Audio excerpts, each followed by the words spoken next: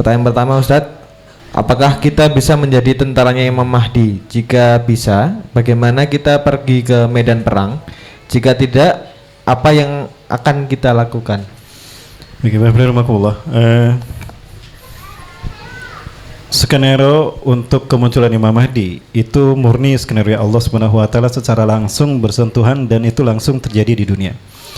Selama ini Allah membuat aturannya dan Allah mengawasi kejadiannya. Adapun untuk proses Imam Mahdi, langsung kekuasaan Allah itu mengawasi dan langsung turun terjadi.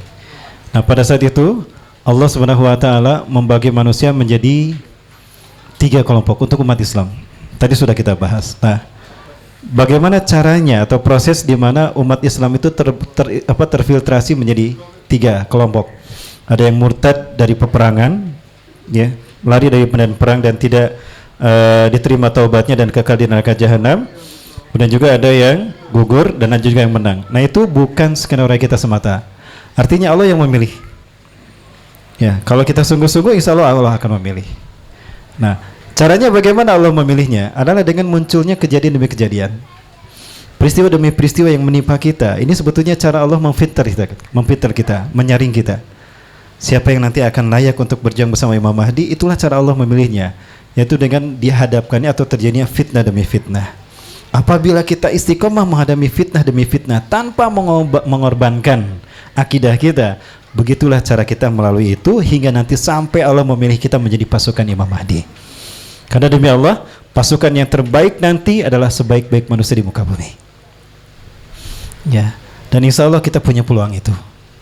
Karena pasukan Imam Mahdi itu kan ada 3 kelompok. Pertama Ahlu Syam, kedua Ashabul Sud, Khurasan, dan ketiga Taifah Mansurah. Ahlu Syam, Palestina dan Suriah. Taifah Mansurah itu dari Ashabul Sud dari Khurasan, Afghanistan. Saya yakin kemunculan kunjungan Taliban ke Indonesia itu bukan semata-mata mau makan-makan saja di Indonesia. Ya, nggak mungkin cuma makan-makan. Itu bisa jadi isyarat kalau pasukan Ashabul Sud untuk pasukan Imam Mahdi sudah ada. Isyaratnya itu. Artinya tinggal 1 kelompok lagi. Dan itu ada kemungkinan mudah-mudahan Indonesia. Maaf, ini bukan cocok logi ya.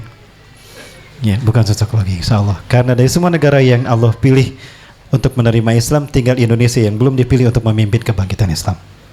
Ya, itu dalam pandangan kami. Kemudian jika ternyata kita tidak terpilih, mudah-mudahan kita termasuk golongan yang kedua, yaitu golongan orang-orang yang berjuang dan gugur dalam pasukan tadi, atau orang-orang yang meninggal sebelum pembagian itu terjadi tapi dalam keadaan husnul khotimah.